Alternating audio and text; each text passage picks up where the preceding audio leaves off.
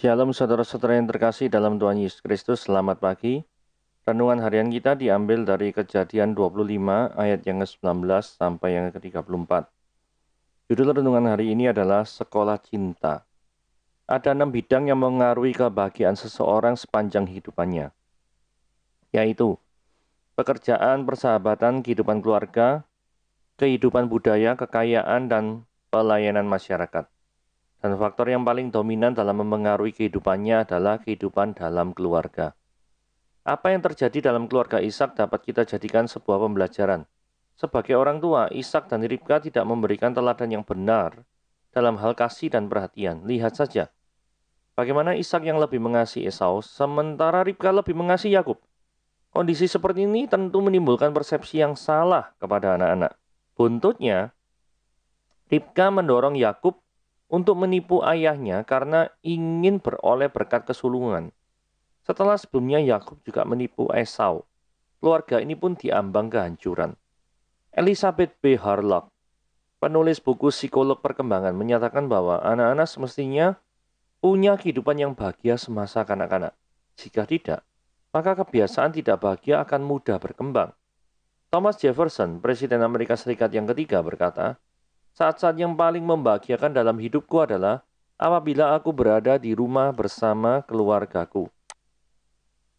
Keluarga adalah sekolah cinta di mana kita belajar mengasihi satu sama lain sebelum kita bisa mengasihi orang lain. Anak-anak dapat mengasihi jika kita sebagai orang tua terlebih dahulu mengasihinya. Ketahuilah bahwa tidak ada ikatan yang lebih kuat selain daripada ikatan keluarga. Jadi, berikan cinta buat keluargamu sebelum terlambat. Cinta tumbuh dalam keluarga dan tidak ada ikatan yang lebih kuat selain ikatan dalam keluarga. Oke, pada hari ini tanggal 16 Februari, mari kita membaca renungannya. Ya, Kejadian 25 ayat 19 ke 34. Inilah riwayat keturunan Ishak anak Abraham. Abraham memperanakan Ishak. Dan Ishak berumur 40 tahun ketika Ribka anak Betuel orang Aram dari padang Aram, saudara perempuan Laban orang Aram itu, diambilnya menjadi istrinya. Berdoalah Ishak kepada Tuhan untuk istrinya, sebab istrinya itu mandul. Tuhan mengabulkan doanya sehingga Ribka istrinya itu mengandung. Tetapi anak-anaknya bertolak-tolakan di dalam rahimnya dan ia berkata, "Jika demikian halnya, mengapa aku hidup?" Dan ia pergi meminta petunjuk kepada Tuhan. Firman Tuhan kepadanya, "Dua bangsa ada dalam kandunganmu, dan dua suku bangsa akan berpencar dari dalam rahimmu. Suku bangsa yang satu akan lebih kuat daripada yang lain. Anak yang tua akan menjadi hamba pada anak yang muda." Setelah genap harinya untuk bersalin, memang anak kembar yang ada di dalam kandungannya. Keluarlah yang pertama, warnanya merah, seluruh tubuhnya seperti jubah berbulu. Sebab itu ia dinamai Esau. Setelah itu keluarlah adiknya, tangannya memegang tumit Esau. Sebab itu ia dinamai Yakub. Ishak berumur 60 tahun pada waktu mereka lahir. Lalu bertambah besarlah kedua anak itu. Esau menjadi seorang yang pandai berburu, seorang yang suka tinggal di padang. Tetapi Yakub adalah seorang yang tenang, yang suka tinggal di kemah. Ishak sayang kepada Esau sebab ia suka makan daging buruan. Tetapi Ribka kasih pada Yakub. Pada suatu kali Yakub sedang memasak sesuatu, lalu datanglah Esau dengan lelah dari padang. Kata Esau pada Yakub, "Berikanlah kiranya aku menghirup sedikit dari yang merah-merah itu, karena aku lelah." Itulah sebabnya namanya disebut Edom. Tetapi kata Yakub, "Jualah dahulu kepadaku hak kesulunganmu." Saud Esau, "Sebentar lagi aku akan mati, apa gunanya bagiku hak kesulungan itu?" Kata Yakub, "Bersumpahlah dahulu kepadaku." Maka bersumpahlah ia kepada Yakub, dan dijualnyalah hak kesulungannya kepadanya. Lalu Yakub memberikan roti dan memasakkan hak kacang merah itu kepada Esau. Ia makan dan minum, lalu berdiri dan pergi. Demikian Esau memandang ringan hak kesulungan itu. Nah, dari sini kita bicara tentang Ishak dan Ribka ya.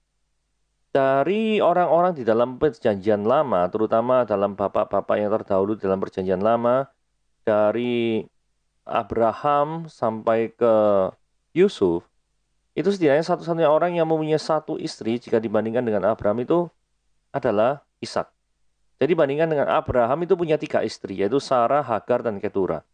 Yakub itu punya 4 istri, Lea, Rahel, Silpa, dan Bilha. Sedangkan Ishak itu hanya 1 istri saja, yaitu Ribka. Nah, ada orang yang bertanya gini, loh, apakah di dalam perjanjian lama itu diperbolehkan untuk poligami? Sedangkan di dalam perjanjian baru, itu tidak boleh poligami, cuma monogami. Saudara mesti bedakan gini ya, Alkitab itu ada 2 ya, catatan teks, sifat teks, yaitu teks-teks yang bersifat deskriptif. Deskriptif itu artinya teks-teks yang bersifat hanya menggambarkan. Ada juga yang bersifat preskriptif, yaitu adalah memang pengajaran. Teks-teksnya dimaksudkan untuk pengajaran. Contoh gini ya, kayak misalkan Daud berzina dengan Batsheba, misalkan seperti itu. Apakah itu karena masuk dalam tulisan firman Tuhan mengajarkan kita semua untuk berzina? Tidak, bukan. Itu hanya deskriptif, menggambarkan. Termasuk juga di poligami ini. Poligami ini hanyalah Alkitab menggambarkan apa yang sebenarnya terjadi. Ya. Nah, bukan bersifat mengajarkan. Memang ada tulisan yang sifatnya preskriptif pengajaran, yaitu seperti 10 hukum Taurat. Nah, itu kan pengajaran. Terus ajaran-ajaran Yesus. Memang teks-teks itu dimaksudkan untuk pengajaran. Tetapi ada teks-teks yang dimaksudkan hanya untuk menggambarkan, memotret kejadian yang sebenarnya. Entah kejadian itu memang disetujui oleh Tuhan atau tidak. Ya. Jadi memang di Alkitab ada teks-teks yang sifatnya itu deskriptif, seperti poligami dalam perjanjian lama. Bukan berarti karena tercatat di dalam Alkitab, maka itu disetujui. Tidak. Jadi kegagalan membedakan sifat teks yang bersifat deskriptif dan preskriptif ini membuat orang itu akan rancu dalam hal memahami teks-teks firman Tuhan. Oke, kita lanjutkan. Apakah setiap doa dijawab? Nah, ini kan ayat 21 tuh Ishak tuh doa kepada Tuhan. Doa pada Tuhan, terus kemudian Tuhan mengabulkan doanya. Sehingga Ribka istrinya itu mengandung. Jadi sebenarnya secara klasik jawaban doa itu ada 3, yaitu kan ya, tidak, atau tunggu. Tidak. Nah, ada 3 poin penting yang berkaitan dengan doa. Tidak selalu doa itu dijawab sesuai dengan kehendak kita. Mengapa? Karena kita adalah pribadi atau suatu keberadaan yang memiliki limitasi, keterbatasan. Sehingga kita tidak bisa tahu apa yang terbaik. Kalau kita tidak bisa tahu apa yang terbaik, berarti ada kemungkinan yang kita minta itu justru mungkin yang terburuk. Bisa jadi seperti itu, tak? Belum tentu yang terbaik. Nah, karena Tuhan itu adalah yang maha tahu, dan pasti dia akan memberikan yang terbaik bagi anak-anaknya. Maka, karena 2 kondisi yang berbeda, satu keberadaan terbatas, yang satu keberadaan tidak terbatas, maka terjadi suatu crash, suatu perbedaan. Itulah sebabnya penjelasan kenapa doa itu tidak selalu dijawab sesuai dengan kehendak kita. Karena kita adalah keberadaan yang terbatas, penuh dengan limitasi. Sedangkan Tuhan itu adalah Tuhan yang kepadanya kita berdoa. Itu adalah pribadi yang unlimited, tidak terbatas oleh tempat dan oleh waktu. Kita creation, dia creator. Itu 2 hal yang berbeda. Itu sebabnya, kalau misalkan doa kita tidak dijawab oleh Tuhan, percayalah, itu adalah yang terbaik untuk Anda. Karena Tuhan tahu yang terbaik, Anda tidak tahu yang terbaik. Hal yang kedua adalah keberdosaan kita dan kekudusan Allah. Jadi keinginan manusia yang berdosa itu sangat berbeda jauh dengan kehendak pribadi yang maha kudus. Betul ya? Allah itu maha kudus, suci, kudus, mulia. Sedangkan kita itu berdosa. Seringkali apa yang kita minta itu memuaskan hawa nafsu kita. Memuaskan rasa nyaman kita. Membuat kita tuh pokoknya aku enak lah. Intinya kayak gitulah. Itu secara normal kan seperti itu. Permohonan manusia kan seperti itu. Cuma Tuhan itu adalah pribadi yang kudus. Tidak bisa bercampur atau turut serta dalam keinginan kita yang penuh dengan hawa nafsu. Tidak bisa. Itu sebabnya poin kedua, kenapa kok seringkali doa kita itu crash, tidak dijawab oleh Tuhan. Hal yang berikutnya, yang ketiga adalah konsep doa yang keliru. Nah, konsep doa yang keliru itu misalkan gini. Ada orang yang ngomong, wah pokoknya kalau doa itu diulang, terus gitu ya. Terus dengan yakin akan kata-kata terhadap doa itu aliran kayak word of faith, itu pokoknya pasti terjadi.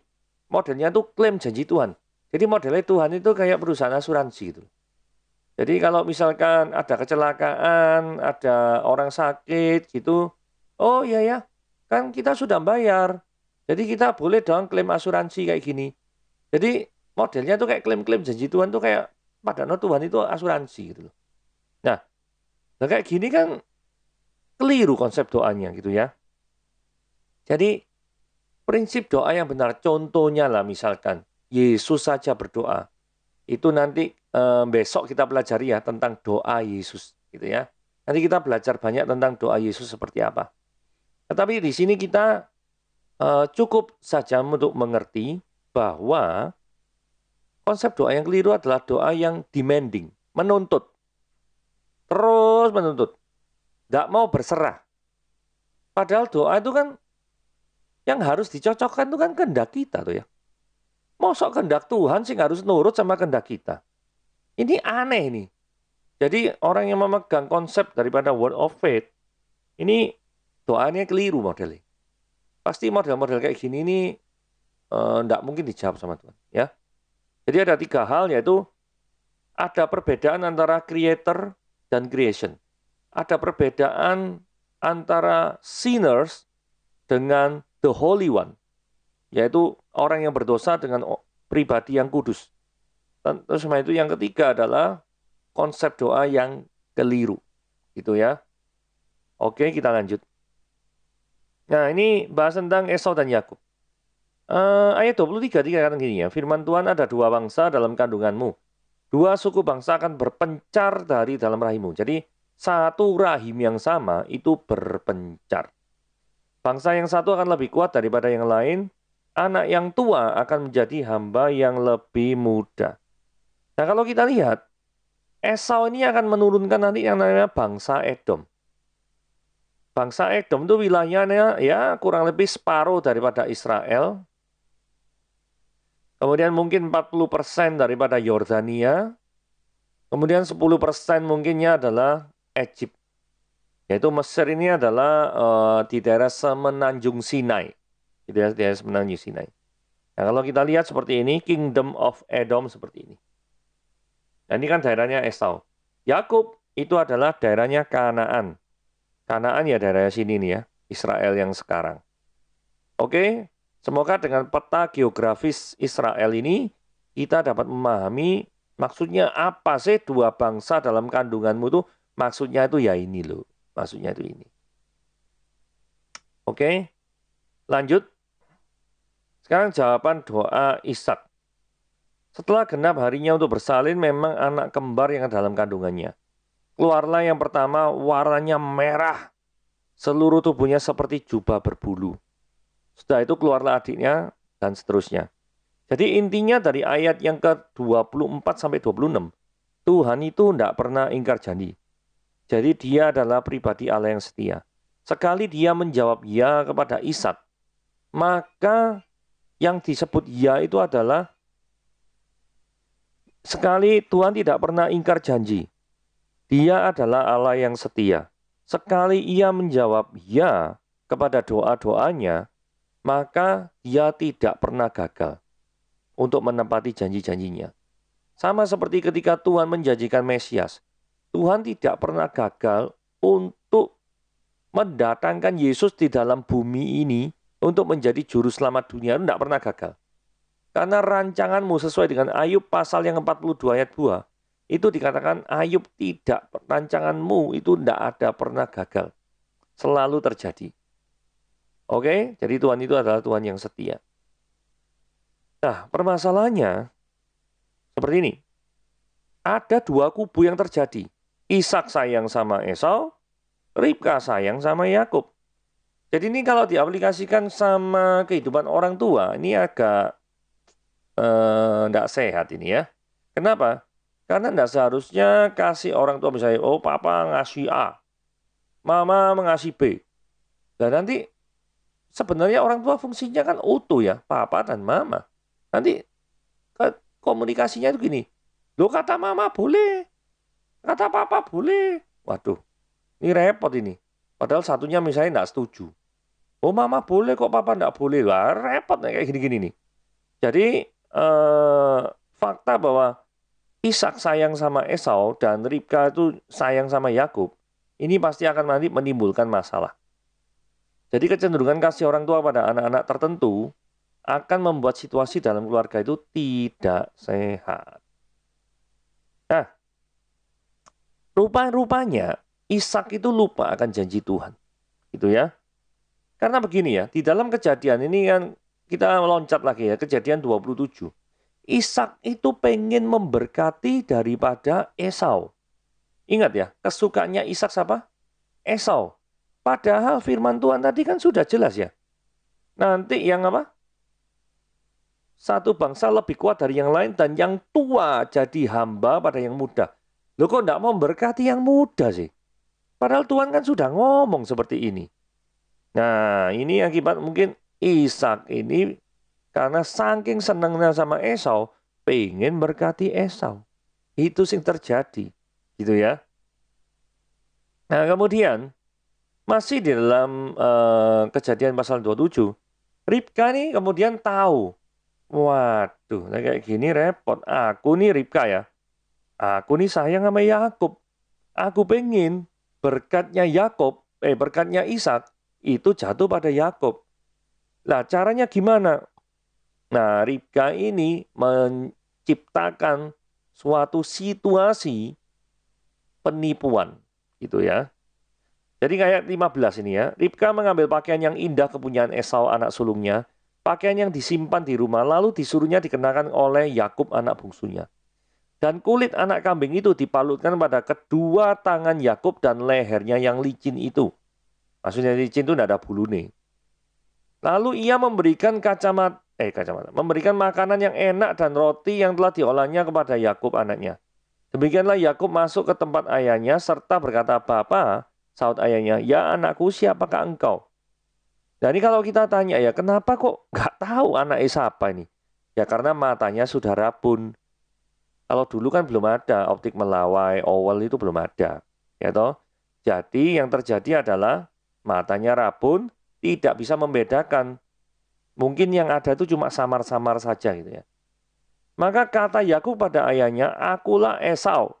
Nah, Yakub ngomong, "Aku dirinya Esau." Nah, ini kan menipu nih. Anak sulungmu telah kulakukan seperti yang Bapak katakan padaku. Harusnya Ishak mikir ya, ini kok cepat sekali ya, disuruh berburu, sudah dapat ini. Bangunlah, duduklah, makanlah daging buruan masakanku ini, agar Bapa memberkati aku. Nah, itulah yang kejadian. Jadi kenapa kok kita loncat ke kejadian pasal yang ke-27 tadi? Padahal eksposisi kita kan masih di kejadian pasal yang ke-25. Karena saya ingin menunjukkan, ketika seorang tuh seneng sama anak satu, terus mamanya seneng sama anak yang lain, misalnya seperti itu. Dua-duanya lebih fokus terhadap anaknya, lupa semuanya terhadap janji Tuhan. Ya, janji Tuhan mengatakan memang Yakub yang harus lebih besar daripada Esau. Bukan Esaunya yang mau diberkati. Karena Esaunya mau diberkati sama Ishak, maka Ribka terpaksa melakukan penipuan supaya bagaimana caranya Yakub ini jadi yang menerima berkat. Tambah ruwet kan ya. Ada tipuan sini sana, tipuan sana sini. Padahal ini dalam satu keluarga loh ya. Terjadi ketidakjujuran dalam suatu keluarga, bukankah hal itu adalah hal yang miris? Nah, ayat 32, nah ini kita balik lagi ke kejadian yang 25. Ini Esau ini kan datang kepada Yakub nih lelah-lelah gitu ya, habis berburu, minta kacang merah. Nah, Yakub ini juga memanfaatkan kesempatan dalam kesempitan, gitu ya. Yakub ngomong, "Ya wes, enggak apa-apa, asal kamu mau jual hak kesulungan." Hak kesulungan ini istimewanya apa sih? Istimewanya gini ya. Kalau orang itu punya 4 anak ya, maka warisannya itu tanah. Kalau misalnya biasanya tanah ya, atau ternak. Itu biasanya dibagi 5. Jadi misalnya ada tanah seluas 50 hektar gitu ya. Nah, nanti anaknya kan 4. Nah, karena 4, 50 hektar ya dibagi 5. Jadi masing-masing 10 hektar, 10 hektar, 10 hektar. Nah, anak sing sulung itu mendapatkan 2 bagian dari semuanya. Jadi anak yang sulung dapat 20 hektar. Anak yang kedua, ketiga, keempat masing-masing cuma 10, 10, 10. Kalau di total tetap 50 hektar. Ya. Jadi itulah dalam hal warisan, dalam hal seperti itu. Jadi sebenarnya karakter Esau ini meremehkan hal-hal kayak gitu. Tidak menginginkan dan tidak menghargai hak kesulungan. Nanti kalau hak kesulungannya sudah hilang, berkatnya sudah hilang, nanti rame, nangis, nangis terseduh sedan itu ya, teman ya. Nah, sekarang kita loncat lagi ke kejadian pasal yang ke-27, ayat 28, 29. Kita lihat, nyambung tadi ceritanya tadi. Ishak memberkati Yakub. Allah akan memberikan kepadamu embun yang dari langit, tanah-tanah gemuk di bumi, gandum serta anggur berlimpah-limpah. Memang ya, nanti pada waktu Yakub lari ke Laban, pada waktu dia kerja sama Laban, oh itu hasilnya diberkati. Memang benar. Bangsa-bangsa akan takluk kepadamu dan suku-suku bangsa akan sujud kepadamu. Jadilah tuan atas saudara-saudaramu dan anak-anak ibumu akan sujud kepadamu. Siapa yang mengutuk engkau, terkutuklah dia. Dan siapa yang memberkati engkau, diberkatilah dia. Berkati luar biasa ya. Setelah Ishak selesai memberkati Yakub yang dipikirnya Esau, baru saja Yakub keluar meninggalkan Ishak. Esaunya datang. Lalu Esau datang kepada Ishak. Dan yang terjadi adalah Esau nangis terseduh-seduh. Karena mengetahui bahwa Ishak sudah memberikan berkatnya itu kepada Yakub. Lalu apa yang bisa diberikan Ishak kepada Esau? Ishak hanya bisa memberikan sini. Sesungguhnya tempat kediamanmu akan jauh dari tanah-tanah gemuk di bumi dan jauh dari embun dari atas di langit. Engkau akan hidup dari pedangmu dan engkau akan menjadi hamba adikmu. Karena tadi di atas kan sudah ngomong gini ya, saudara-saudaramu akan sujud kepadamu. Berarti kan yang jadi tuan itu adalah yang diberkati yang pertama, dalam hal ini Yakub. Maka Ishak tidak bisa menarik ucapannya kembali, dan konsekuensi logisnya Esau yang adalah kakak menjadi hamba adikmu. Nah, ini sesuai dengan nubuatan pertama kali pada waktu mereka punya anak. Masih ingat jawabannya? Ini ya. Yang ini ya. Ada 2 suku bangsa yang berpencar dari dalam rahimmu. Suku bangsa yang satu akan lebih kuat dari yang lain, dan anak yang tua akan menjadi hamba pada anak yang muda. Anak yang tua akan menjadi hamba pada anak yang muda. Tergenapi bukan? Jadi apa yang sudah Tuhan rencanakan, itu tidak mungkin gagal. Tidak mungkin gagal. Nah pertanyaannya gini, apakah untuk apa ya istilahnya, rencana Tuhan itu terjadi, itu harus menggunakan tipuan? Apakah harus menipu? Jawabannya enggak ya. Karena kejadiannya itu gini. Kita lihat kejadian lain di dalam Alkitab. Nah, kali ini juga masih melibatkan Yakub. Gitu ya. Yakub itu juga pernah memberkati anaknya Yusuf. Anaknya Yusuf berarti cucunya ya. Jadi Efraim dan Manasya. Itu dengan cara menyilangkan tangannya. Nah, ini mari kita lihat ya. Setelah itu Yusuf memegang mereka keduanya dengan tangan kanan dipegangnya Efraim, yaitu di sebelah kiri Israel. Israel itu maksudnya Yakub. Dan dengan tangan kiri Manasya, yaitu di sebelah kanan Israel. Lalu didekatkannya lah mereka kepadanya. Tetapi Israel mengulurkan tangan kanannya dan meletakkannya di atas kepala Efraim, walaupun ia yang bungsu. Dan tangan kirinya di atas kepala Manasya, jadi tangannya itu bersilang, walaupun Manasya yang sulung. Jadi sebenarnya tidak perlu melakukan tindakan penipuan untuk untuk pemberkatan ini. Ini kan juga kasusnya sama seperti Yakub dan Esau, yaitu yang bungsu diberkati lebih banyak daripada yang sulung. Dengan cara menyilangkan tanpa adanya drama tipu-tipuan, itu sebenarnya bisa dilakukan. Tetapi ininya gini, sekalipun yang membuat kacau ini kan Ishaknya kan kacau gitu ya. Ishaknya kacau karena apa? Karena dia lebih menyayangi Esau, maka dia pengen memberkati Esau. Padahal dari awal Tuhan itu tidak merencanakan Esau yang menjadi bangsa yang besar. Maka dari itu Ribka dengan kesadarannya sendiri tanpa disuruh Tuhan itu melakukan penipuan seperti itu. Jadi itulah kekacauan yang terjadi, gitu ya. Tapi intinya overall semua rencana Tuhan tidak bisa digagalkan oleh keberdosaan manusia. Jadi hal apa yang patut kita ambil pelajaran hari ini? Jadi kalau sudah Tuhan menentukan segala sesuatu, maka apapun usaha manusia untuk menggagalnya, jangan takut. Tidak mungkin gagal rencana Tuhan. Karena Tuhan itu lebih besar, lebih kreatif daripada semua manusia di dunia ini yang paling kreatif manapun. Dia jauh tahu langkah-langkah daripada kaki manusia-manusia ciptaannya. Karena dia adalah creator. Sedangkan kita only creation. Oke, jadi jangan khawatir. Tuhan Yesus memberkati.